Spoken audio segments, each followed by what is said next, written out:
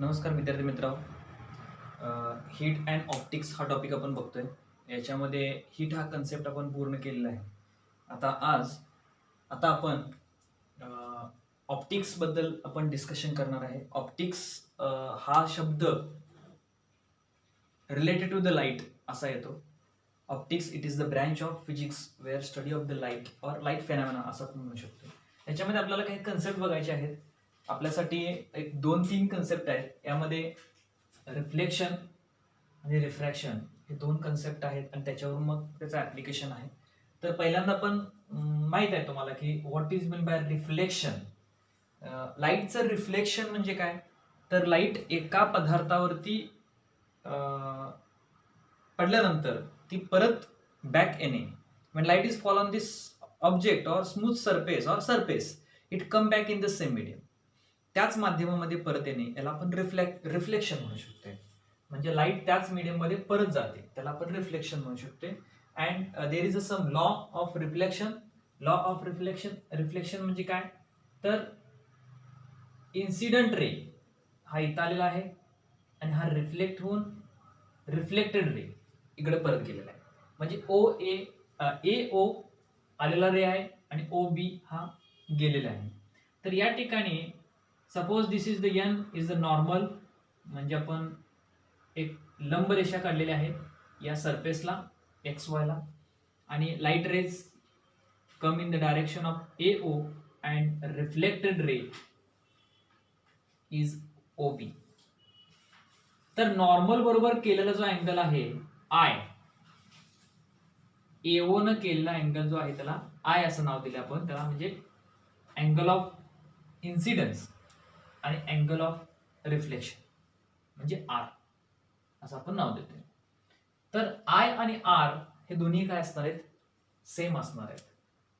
That is the law of reflection. Also next statement is that incident ray, normal and reflected ray. बघा, incident ray आलेला किरण, normal आणि reflected ray, they are lies in the same plane. Same plane means एका plane मध्ये एकाच प्रतलामध्ये ते तिन्ही जे काय इन्सिडेंट रे आहे, नॉर्मल आहे आणि रिफ्लेक्टेड रे आहे ते तिन्ही पण एकाच प्रतलामध्ये असतात. That is a law of reflection. That is a law of, आपण हे अगोदरही शिकलेलो आहोत. नेक्स्ट आहे law of refraction. First we discuss about the refraction. What is mean by refraction. Refraction म्हणजे काय, तर तुम्हाला माहित आहे की एखादी वस्तू तुम्ही अशी पाण्यामध्ये बुडवला तर ती पाण्यामध्ये बघितल्यानंतर आपल्याला तेवढी तिरकी वाटते. तिरकी वरती याचा अर्थ ती वस्तू तिरकी झाली का, नाही. तर त्याच्यापासून येणारे जे लाईट रेज आहेत, किरण आहेत, ते आपल्यापर्यंत पोहोचताना ते तिरके झालेले आहेत. म्हणजे याचा अर्थ काय की when light is passing from one medium to another, transparent medium मधून एका मीडियम मधून दुसऱ्या मीडियम मध्ये, फॉर एक्झाम्पल ग्लास आहे, वॉटर आहे, एअर आहे, एकमेकांमधून लाईट पास होते. एअर मधून ग्लास मध्ये जाईल, ग्लास मधून वॉटर मध्ये जाईल, वॉटर मधून परत एअर मध्ये येईल. अशा पद्धतीची काय ट्रान्सफर होते, लाईट ट्रान्सफर होते. आणि ट्रान्सफर होत असताना ती एकाच दिशेमध्ये जात नाही. आता इथं ए ओ हा रे सरळ पुढे जायला पाहिजे होता, हा काय होतोय थोडासा बेंड होतोय. म्हणजे light when light is passing from one medium to another it change the path, it bend, म्हणजे बेंड होते, लाईट बेंड होते. यालाच म्हणतोय आपण रिफ्रॅक्शन. त्याला काय म्हणते, रिफ्रॅक्शन म्हणते. There is a normal N N dash, आणि आपण इथं हा एओ हा incident ray, that is a angle of incidence, आणि इथं अँगल ऑफ रिफ्रॅक्शन. तर या ठिकाणी एक लॉ ऑफ रिफ्रॅक्शन आहे. What is a law, that is the sine i upon sine r is equal to constant. Sine i upon sine r is equal to constant म्हणजे काय, sign माहित आहे, sign माहित आहे तुम्हाला, तर साइन आय ह्या आय ची व्हॅल्यू, साइन आय ची व्हॅल्यू आणि साइन आर ची व्हॅल्यू यांचा रेशो, यांचा जे काय प्रपोर्शनल आहे, यांचा रेशो जो आहे तो रेशो कायम काय असणार आहे, कॉन्स्टंट असणार आहे for given pair of medium. Pair of medium म्हणजे काय, एअर असणार आहे किंवा इथं रेरर मीडियम आहे आणि इथं डेन्सर मीडियम आहे. एअर ग्लास, एअर वॉटर, असं जे फिक्स्ड पेअर आहे त्या पेअर संदर्भात sine i upon sine r is equal to constant असं लिहू शकतोय. That is also equal to the mu. Mu is called the refractive index. ह्या कॉन्स्टंटला आपण म्यू म्हणतोय आणि म्यू म्हणजेच काय तर refractive index. That is a law of refraction आणि याला आपण स्नेल्स लॉ असंही म्हणतोय. Sine i upon sine r is the constant, that is also called the Snell's law. This is the law of refraction. Reflection म्हणजे काय, when light is fall on the medium, fall on the object, it reflect come back in the same medium. When light is transfer from one medium to another, it change the path, that is called the law of refraction. तर refraction वरून आपल्याला काय समजलं, when light is passing from one medium to another, it change the path or bend. आता या ठिकाणी मी इथं rarer medium air दाखवलेला आहे, that is a rarer medium दाखवलंय आणि तर डेन्सर मीडियम दाखवलं. या ठिकाणी जर रेरर मीडियम मधून डेन्सर मीडियम मध्ये जात असेल तर रेज कुठे जातोय तर टुवर्ड दी नॉर्मल बेंड होते, टुवर्ड दी नॉर्मल कडे बेंड होते. तर याचंच एक ऍप्लिकेशन आहे TIR. TIR म्हणजे total internal reflection. What is this, तर समजा इथे एक सोर्स ऑफ लाईट आहे आणि सोर्स ऑफ लाईट पासून अशी लाईट रेज इथून बाहेर पडतायत, त्याच्यातून अशी लाईट रेज जात आहेत. तर होतंय काय, समजा हे एक डेन्सर मीडियम आहे आणि हे एक रेरर मीडियम आहे. फॉर एक्झाम्पल एअर आहे, समजा रेरर मीडियम आहे. तर ज्यावेळी ही लाईट रेज अशा प्रकारचे ट्रॅव्हलिंग करणार आहे त्यावेळी इथं आपण एक नॉर्मल काढू शकतोय, इथे एक नॉर्मल काढू शकतोय, इथे एक नॉर्मल काढू शकतोय. तर नॉर्मल बरोबर केलेला जो अँगल आहे तो असणार आहे आय, हा असणार आहे आय, हा पण असणार आहे आय. तर या ठिकाणी बघताय की आय हा इन्क्रीज होतोय, अँगल ऑफ इन्सिडेन्स काय होतोय, इन्क्रीज होतोय. म्हणजे त्या प्रमाणात अँगल ऑफ रिफ्रॅक्शन सुद्धा इन्क्रीज होणार आहे. या ठिकाणी denser medium to rarer medium मध्ये ज्यावेळी लाईट पास होते त्यावेळी away from the normal bend होणार आहे. या ठिकाणी रेरर टू डेन्सर येत होती लाईट, त्यामुळे मी टुवर्ड दी नॉर्मल सांगितलं होतं. आता या ठिकाणी डेन्सर टू रेरर जाते, त्यामुळं away from the normal light bend होते आणि एका ठराविक व्हॅल्यूला, एका ठराविक इन्सिडन्स अँगलच्या व्हॅल्यूला तो लाईट एक 90 डिग्री अँगल तयार करतो. म्हणजे इथं रिफ्रॅक्टेड अँगल किती झालाय, 90 डिग्री झालाय. म्हणजे तो दोन्ही मीडियमच्या बरोबर मधोमध तो लाईट पास होतोय. याच्या ठिकाणी इन्सिडन्स अँगल जो आहे आय, त्याला आपण IC असं आपण म्हणतोय. That is a critical angle, म्हणजे मराठीवर पण त्याला क्रांतिक कोन असं काहीतरी नाव आहे. तर या ठिकाणी इन्सिडन्स अँगल जो आहे तो क्रांतिक म्हणजेच काय क्रिटिकल अँगल असं आपण म्हणतोय. कधी म्हणणार आहे, when angle of refraction is 90 degree. When angle of refraction is 90 degree, the angle of incidence is critical angle. This is called the critical angle. आणि यानंतर क्रिटिकल अँगल पेक्षाही आपण जर जास्त व्हॅल्यू वाढवली या अँगल ऑफ इन्सिडन्सची तर नक्कीच काय होणार आहे, हा ray come back in the same medium, त्याच मीडियम मध्ये परत येणार आहे. डेन्सर मीडियम मध्येच तो परत येणार आहे. आता डेन्सर मीडियम मध्ये परत आला म्हणजे याचा अर्थ काय झालेला आहे की रिफ्लेक्शन झालेला आहे. म्हणजे टोटल इंटरनल रिफ्लेक्शन, म्हणजे दोन मीडियम आहेत, वेगवेगळी मीडियम आहेत, डेन्सर आणि रेरर आहेत, दोन्ही ट्रान्सपरंट आहेत. मात्र एका ठिकाणी डेन्सर मीडियम मधून रेरर मीडियम मध्ये जात असताना when light travelling from denser medium to rarer medium with incidence angle is greater than critical angle, it come back in the same medium, that is a denser medium. That is called the total internal reflection.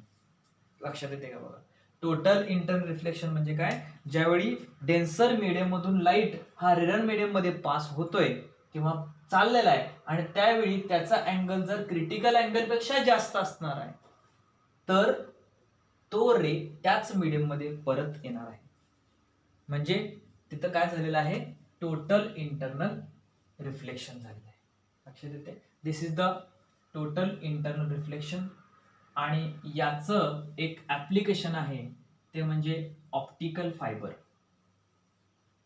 काय आहे optical fibre? Optical fibre basically this is the glass wire, एक glass material पासून बनलेली wire आहे आणि ती wire आपण internet providing किंवा